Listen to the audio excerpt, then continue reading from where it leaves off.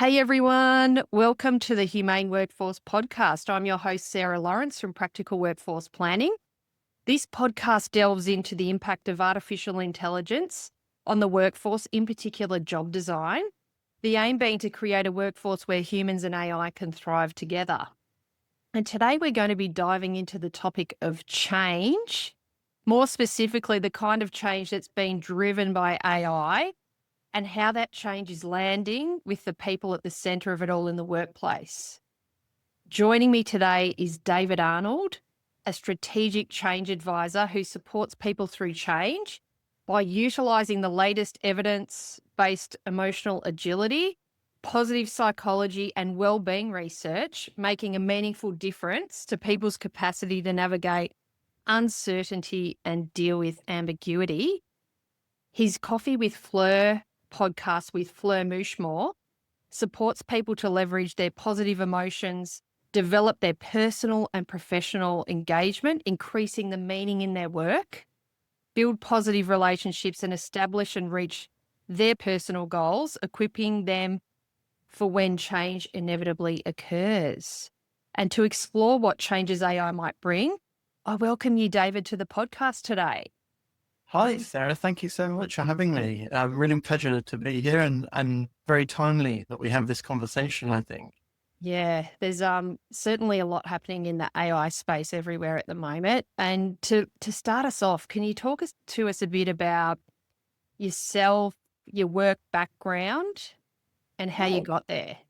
Sure. Yeah, absolutely. Well, my long-term background was always in projects and program management, but probably about 10 years ago, I started getting more involved in the change space and realized that my interest actually was in helping support people through the changes I was implementing. And that was probably when I really first came across change management as a profession, and got into that area. And it's grown from there. I've worked in corporate engineering businesses. I've worked in local government. I've worked in all different industries. And ultimately, that's got me to a place where my daily work is supporting people through change, and tremendously rewarding, pretty creative, problem solving, and it's just wonderful to be able to support people and make a difference.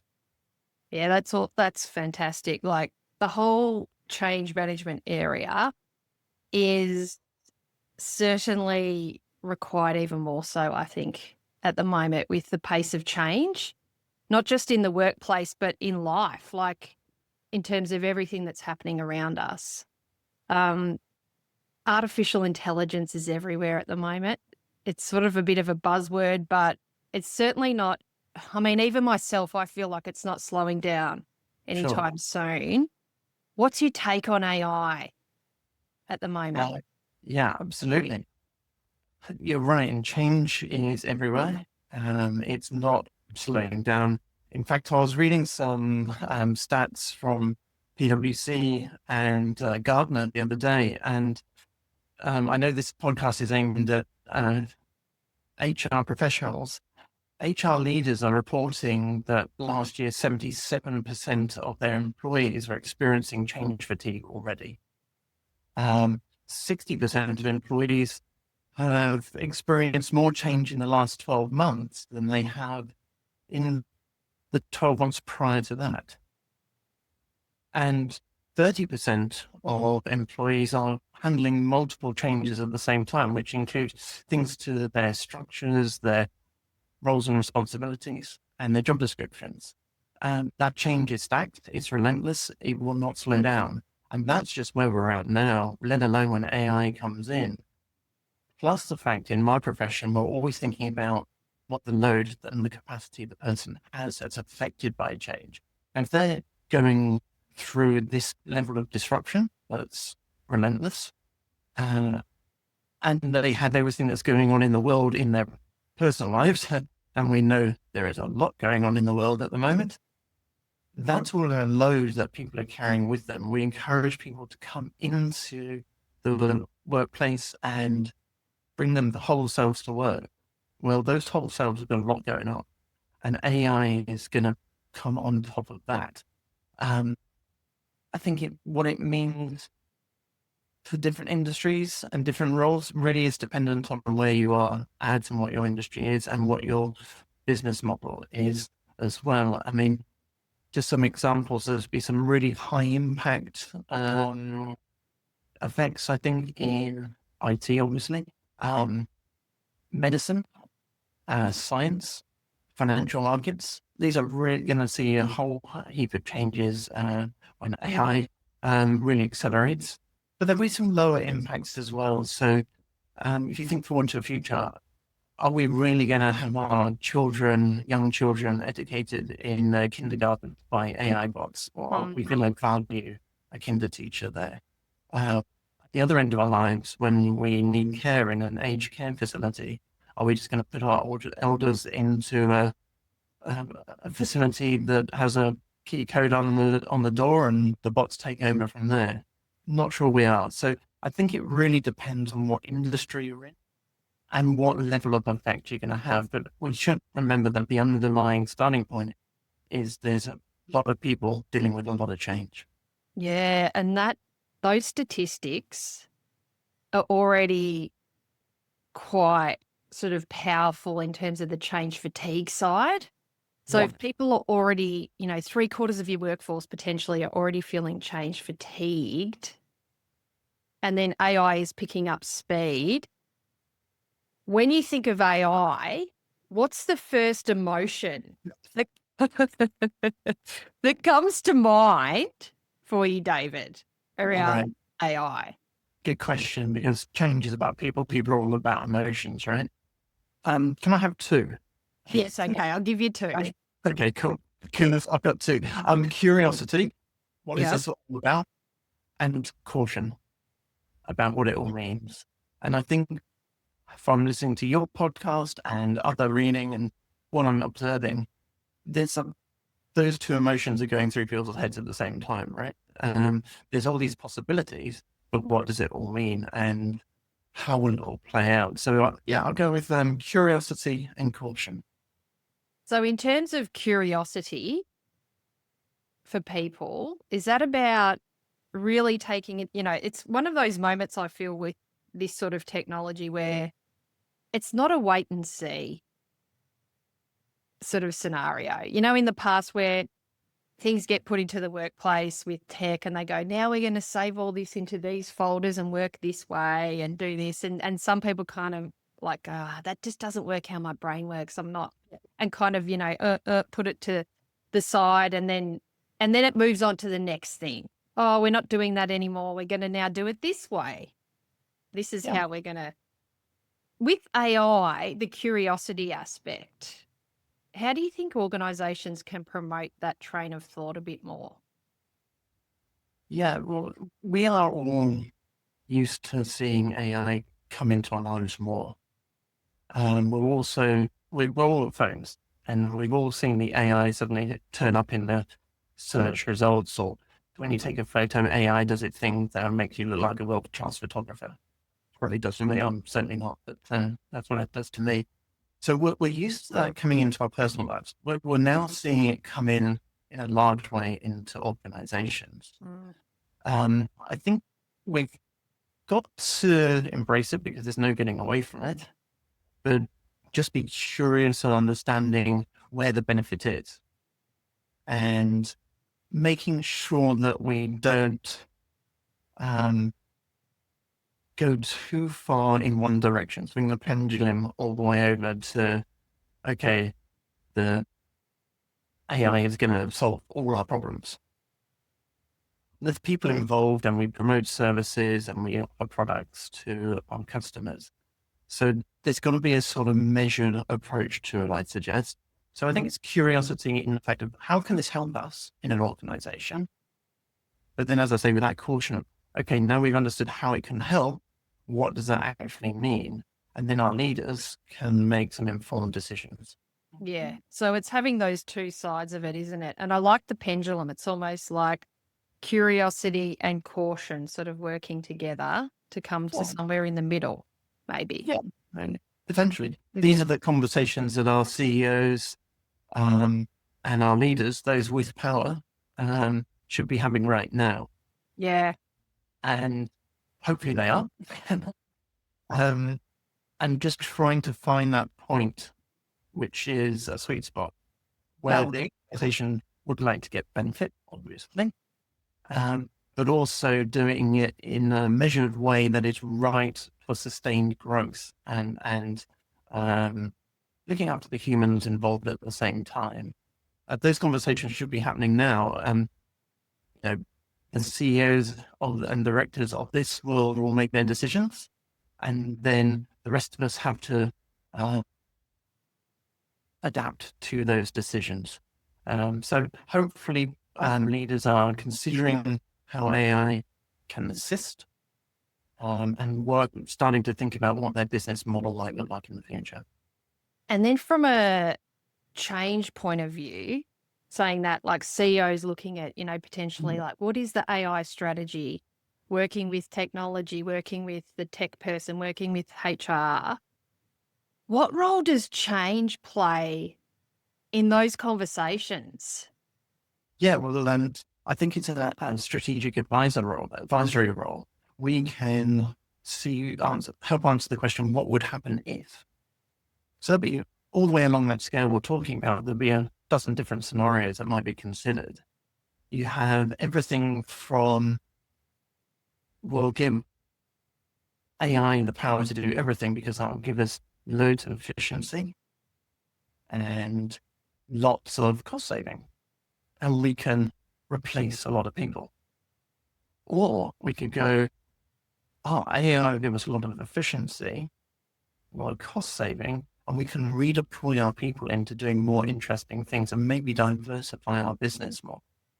So there's two different ways of looking at AI and efficiency and cost saving. The question is, what road are we going to take as leaders? And I'm taken back to something I heard Dr. Jen Fram, who's a global change expert, say a few months ago. She said, it actually takes a lot of courage for leaders to stay the course and free people up as opposed to laying them off, really making them redundant. That's because it's the easy thing to do at this point is to think, okay, all AI is going to be the sake of all our problems. We don't need so many people. And then she also said, it's more of an exploration piece at the moment. That's really understanding where you're drawing on your curiosity and being open-minded and seeing what the potential is. And that really summed up for me how those two directions we could go in those two directions. We could make people redundant or we could redeploy them. But it depends, I think, on what industry you're in, how AI are affected, the type of leader you have, and where they sit on that pendulum. Where's that sweet spot for them? Yeah. And I think that's it's mapping out those scenarios, isn't it? And it's really important, though, I think, for change professionals to be in those conversations early. Absolutely. And the same for HR. Most important thing is get your change advisor in early. When you're going through those questions, when you're asking yourself, what would happen if? That's the moment to pick up the phone to the strategic change advisor. Yes, we can have that conversation with HR and the techies, but at the end of the day, there's going to be a lot of effects on people.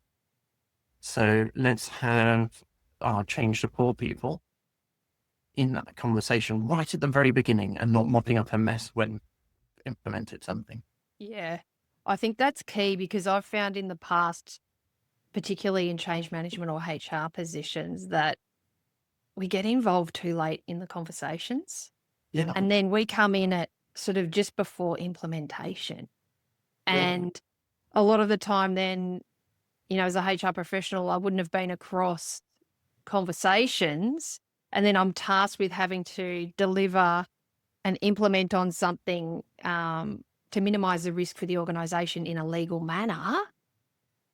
But it's very hard to do that when you haven't got the full picture and you haven't taken people on that journey. And I think because of the pace, David, of this change, there's going to be a lot of FOMO, the fear of missing out. And human nature is that if a company down the road who does the same thing that you do is putting all this AI in and they're doing all this, then you're going to start to think, should we be doing that?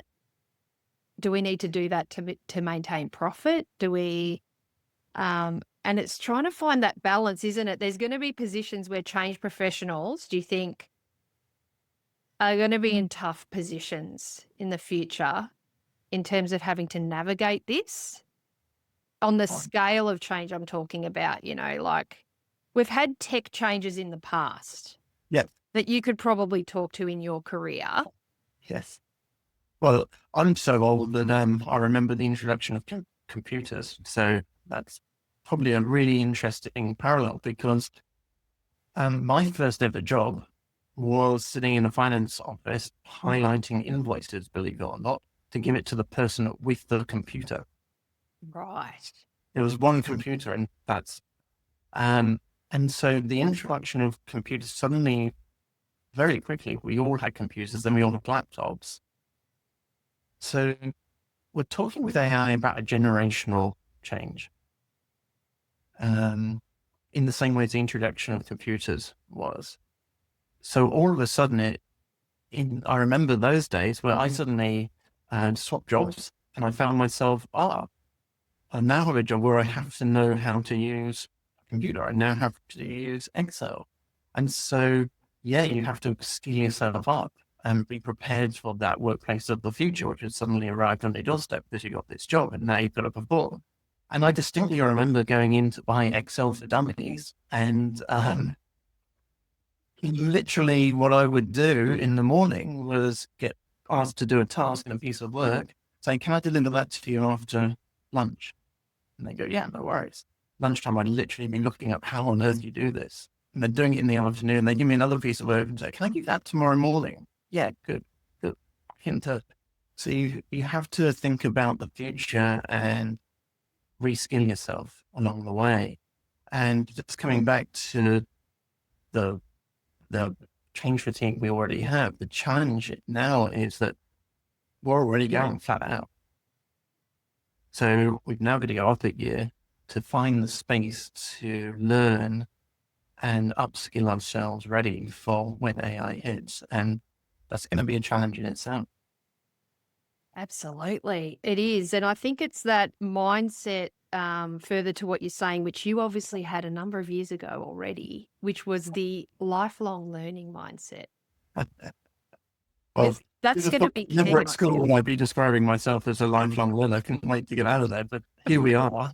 But you were, though, because you bought the manual. You then were teaching yourself on the spot, which is a lot. We've all been there in jobs where we've had to look things up and gone, I don't know how to do this. I've got to work that out. And so that lifelong learning, do you think that will be a key skill for people moving forward? I think so. I think the thing that we have to do to future-proof ourselves always is work out where are we heading, what will we need in the future. And AI presents us with another dimension that we just need to navigate. I think there is a distinction between how we use AI, even current day, and remembering that there are skilled professionals out there who are very knowledgeable, very experienced, and maybe have a lot of value still left to give. It's how we use AI in parallel with those skilled and experienced professionals, which may give us that mix of efficiency for the task-based things, and then the more strategic thinking side of it, AI may work then in parallel with an experienced professional who can provide that to leaders. Yeah, I agree with that, because AI isn't just ChatGPT. in terms of generative AI. It's a form of generative AI, but there's so many other forms, and I don't claim to be any expert in it at all, AI. But it will be key to draw on the people who actually understand it and who can also explain it in simple terms. Yeah. And because it can be quite complicated. yeah, and that's one of the skills that a change person can connect the dots, see things are going on in around in other parts of the organization, see where all those interdependencies are, and then articulate that to leaders. And I think there's a mixture of data informed decision making, which is vital in this day and age. We want our leaders to be making informed decisions, but I think there's still space for that expert in people who can observe the context in which they're operating in, understand how that organization works, and then connect the dots in the mind. In fact, in my world, ProSci is a very well-known change methodology, and their chief innovation officer, Tim Creasy, encourages his people to think of AI as a really skilled intern who can be given all those tasks that create that efficiency and effectiveness. But you're still going to go to the Oracle. You're going to have the intern working with the Oracle, and the combination of those skills and experience and data-informed decision making will then enable our leaders to make those more informed decisions, which hopefully will have people at the heart of them. Yeah. And on that, just at the pace that I'm seeing AI develop and become more intelligent, I'm not sure it's going to be an intern for very long. So the career path of AI, the career path of AI, it could get to Oracle a bit sooner than we think, and then it'll be interesting to see then what is the role of human beings in interacting with the Oracle being AI eventually. Like these are the things that go through my head. Well, again, it might be a little bit industry dependent. Like I could imagine the medicine, the science, the financial AI right up there is, well, far more intelligent than me for a start, but incredibly skilled, incredibly powerful. It is changing dramatically everything right now. Some of the work that's going on in particularly the science and the medicine field is incredible. Mm-hmm. And we'll benefit from that, right? And so, yeah, it's something that will grow and become more, as the name suggests, intelligent along the way and have a greater effect along the way. We use it now on a day-to-day basis in my industry in a small way using basic tools. And that will only grow. I guess the point for change and well-being professionals is more on the fallout of the decisions that are made to the people. And so, for example, I'll give you a couple of examples. I use AI now in terms of, I have a note-taking app, which when I'm doing interviews with leaders, with stakeholders, with people affected by change, I'll record that interview, and at the end of it, I've got not only a transcript, not only a recording, the key takeaways, and the questions to ask at the next meeting. Yeah. And I haven't had to spend any time to think about that. I just have it, and I'm time poor. So that's a real great benefit for me. It's a useful tool. When it then comes to dealing with the effects of, say, an organization changing its business model, and either redeploying or making people redundant, change and well-being professionals have a great role to play in supporting those people through those transitions. So that's where I see my industry having more of a load and more of a request of demand, is assisting the people as they navigate all of that.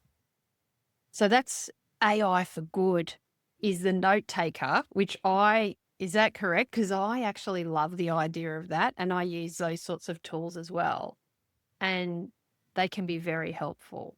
Yeah, absolutely. So, I mentioned one of the things it gives me, the key takeaways, the questions to ask. It can give me FAQs. What will people ask about this? Okay, I can load those up. Communications obviously is a massive thing in my industry and change support. We try and provide communications that resonate with our people in different departments based upon how they like to receive their information. And it might be a different message for people in different areas of large organizations.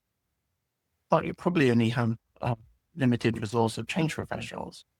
Do we want them to sit there and type out 10 different ways of communicating the same message subtly different? Or can we utilize AI to get those efficiency for good? Right? That's got to be a good thing. I'm not going to spend all my hours doing that. Maybe I can add more value by having that value, that informed decision conversation with a CEO rather than writing out 10 communications. So there's definitely things for good. And that's now in my industry, let alone all of the examples I've mentioned before. Yeah, that's fantastic. And with change professionals, they often focus on others instead of themselves, right? Because that's who, I'm saying gross generalization, but every change person I've ever met, really, that's what they're about. They're focusing on others and helping people through change. But how do you think, David, change professionals can equip themselves with the mindset, skills, and behaviors to be as resilient as possible as AI reshapes the profession? Yeah, absolutely. It's a fantastic question because you're right. Our focus is on the people affected by change at all levels. And that comes with, an emotional cost that we have to absorb because we're helping those people. I talked about the amount of change we're currently experiencing in our organizations at the start with those statistics. Somewhere there's a change professional running around trying to support people as they go through all of that. It's something that if we're a well-rounded change professional, we have to work on ourselves. Self-compassion is really important because we're taking on some of that load from the people who are affected.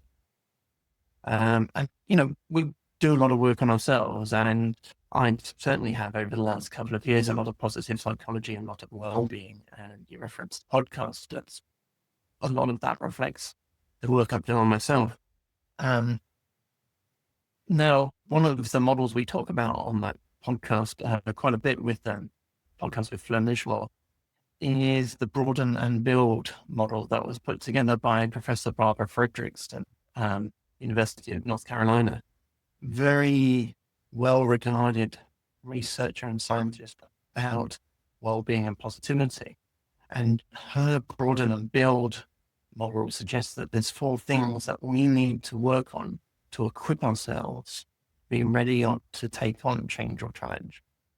We need to work on our intellectual resources. So that's developing our problem-solving skills and learning. We need to work on our psychological resources. So developing resilience, as you said, optimism, a sense of identity and our personal goals. We need to work on our social resources. So having that connection, creating new bonds, having really good, strong relationships. And finally, physical resources. Change is a mental, emotional, and physical experience. So we need to develop ourselves in that and get strength and even our health, work on our health and make sure we have got the energy to navigate this. And,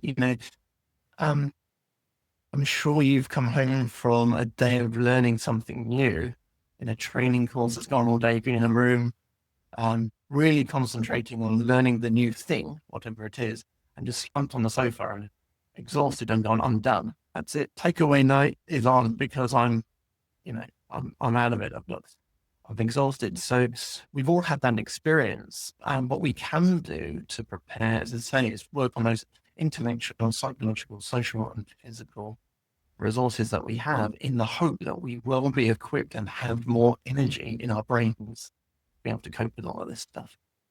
That's amazing. So that's a model that people can look at, the broaden and build model. Yeah, absolutely. To actually create that for their own well-being, but as you Yeah. said, to help with creating that resilience through those 4 different elements.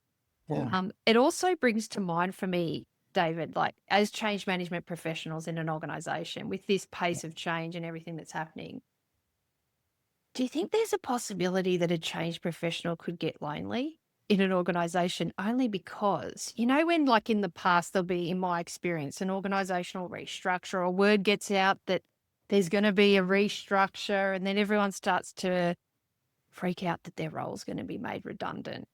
Mm. Then the change management professional goes and gets a coffee in the kitchen. We drink a lot of coffee. Those can be tense. The cold coffee with flair because of that. Exactly.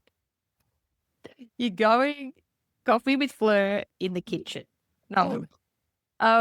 It's, you can then people start to sort of, then there's whispers around you and then because sometimes people think you know more than you actually do around what the change is, how it's going to impact them.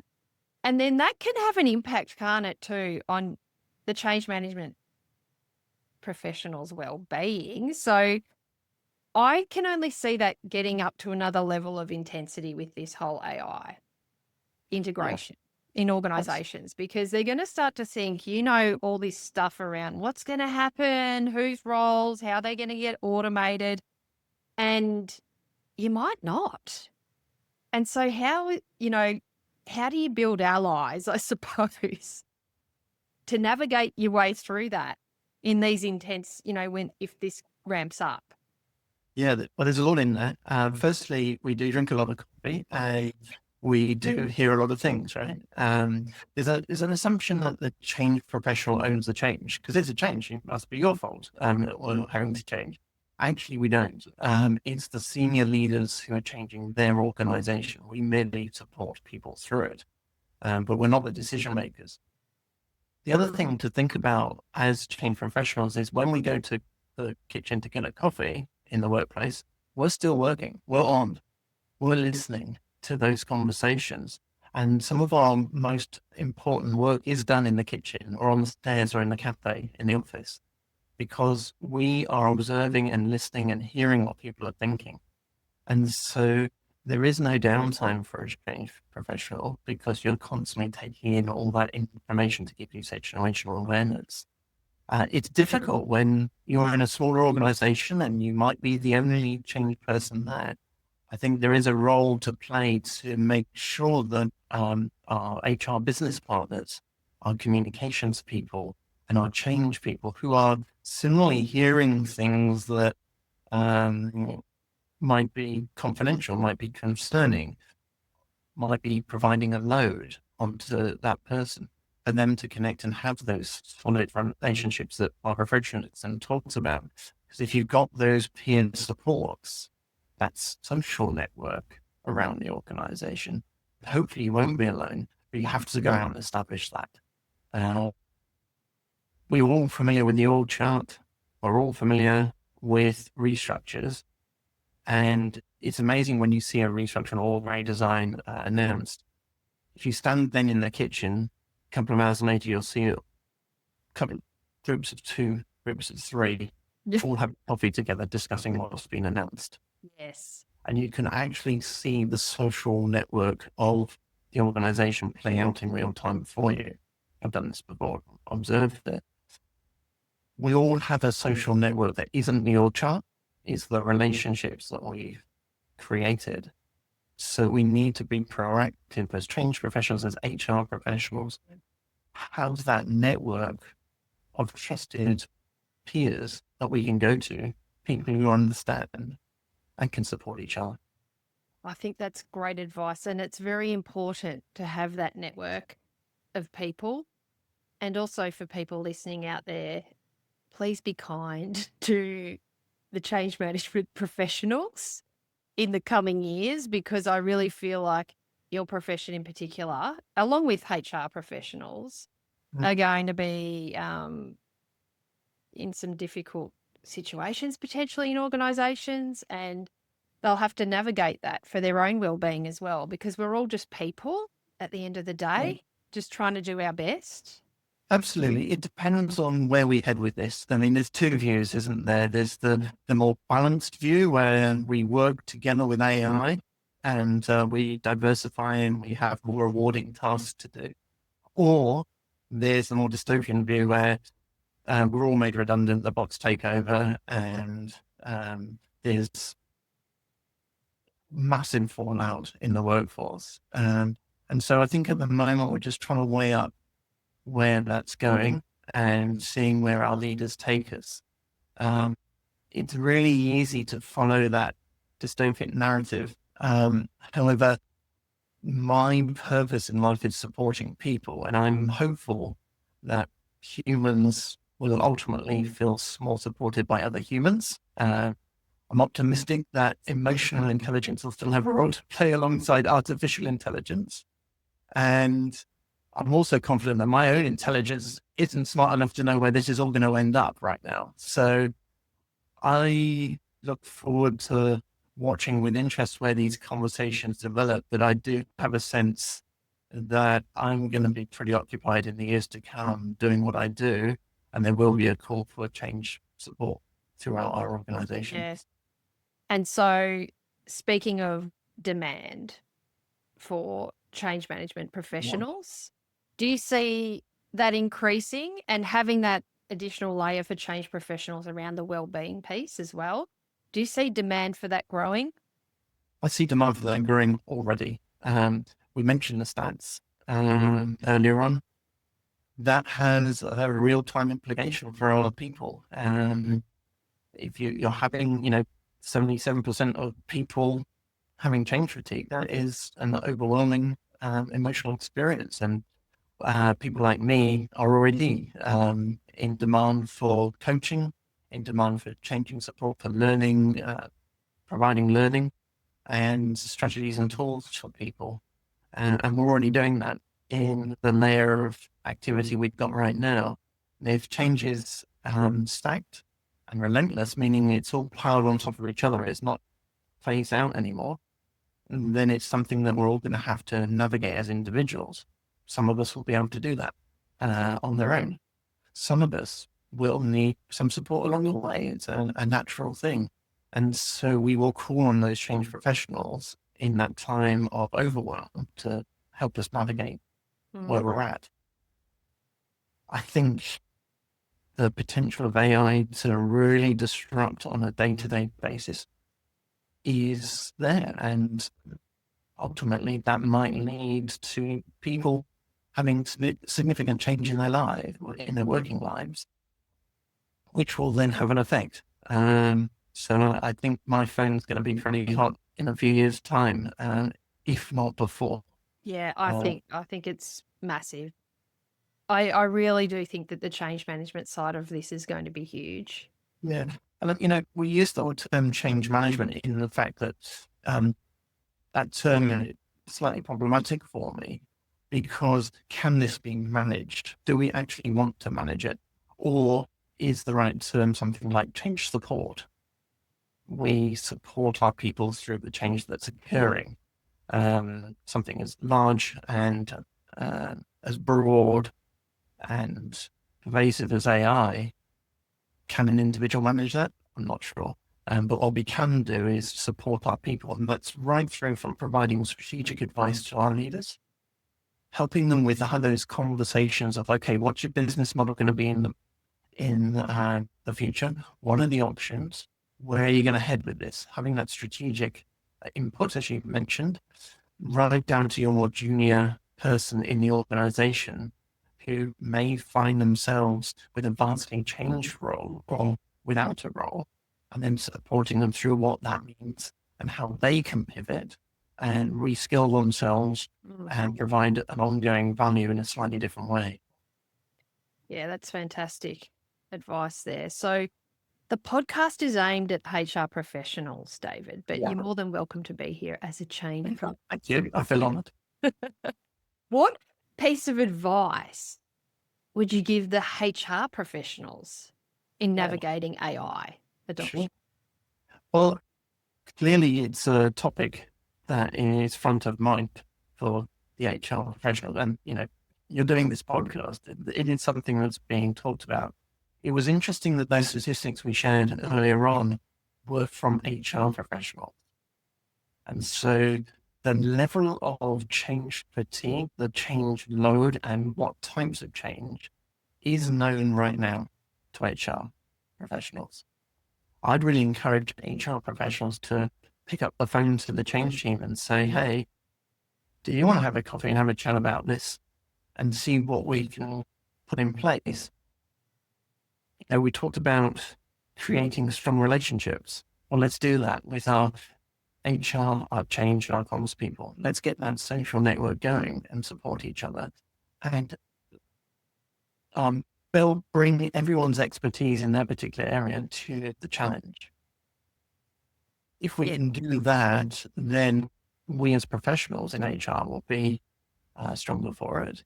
We'll be able to give our leaders more informed data to make their decisions by, and we'll also start preparing to how best support our people in the knowledge that those numbers are happening right now, and AI will only increase the load. So why not get prepared now so you're ready for that future when that wave hits? Yeah, that's excellent, because I agree around the collaboration. Yeah. It's really key in this instance. And going into those collaborations with maybe the mindset, do you think of, I don't need to have all the answers, because nobody has the answers to all of this. So do you think it's also being open to collaborating, and that includes technology? So collaborating with tech people who might think differently to a change professional or a HR practitioner, but being open to trying to keep that dialogue open to try and understand each other a bit more. Absolutely. It's all going to be about the conversation. Yes, the tech people have to be involved in that conversation. They're one of the industries that are right at the forefront of this, obviously. It's something that we all have a role to play in, and we can all provide input. And collectively, we can, set ourselves up and our organizations up for success in navigating all of this. It would be a tremendous shame if we all had these conversations. We listen to all these podcasts right now, and in a couple of years' time, we're going, I wish I'd set that up. Wish we'd had a group together. I wish we called the change guy and the comms person and the techie in and started that conversation when we had the opportunity. We do have to go back to a beginner's mindset, and that's a very healthy thing to do. And just to know that you don't know all the answers, and you'll try something. It might work, it might fail. If it fails, fine. We tried something. Let's try something else. It's a very healthy mindset to get into, because you keep your mind open to the possibilities of what change can bring. And it helps you navigate ever-evolving industry that AI is, that will be completely different in a few months' time, in a few years' time. So you continually adjust to where that's going, I think. So yeah, beginner's mindset is key. Oh, thank you so much for joining us today. It's such a powerful conversation, David, and reflecting on AI, change, from managing uncertainty to supporting well-being. You've reminded us that real transformation isn't just about adopting new tech, it's about people Absolutely. who live through the change. And as AI continues to reshape roles, I think workflows and automation, the human-centered approach, it's never been more important than now. Absolutely. It's something I say all the time. It doesn't matter how clever, how intuitive your new piece of tech is. At the end of the day, someone somewhere is going to be pressing the buttons or affected by that new piece of tech. So, we're all talking about technology here, but there's humans affected. So there has to be a people-centered change approach, and we do have to support the people through that tech change. Yeah. So if today's episode has sparked something for you, and whether you're leading change or you're adapting to it or supporting others through it, I hope you feel a bit more grounded and informed and inspired by this conversation today. And if you've enjoyed the conversation, please follow the podcast, share, leave a comment or review, and that helps people find us so that we can continue the dialogue around this. Please stay tuned for upcoming episodes. And in the meantime, if you want to reach out about anything AI workforce, contact me via practicalworkforceplanning.com. Until next time, take care of yourself and each other.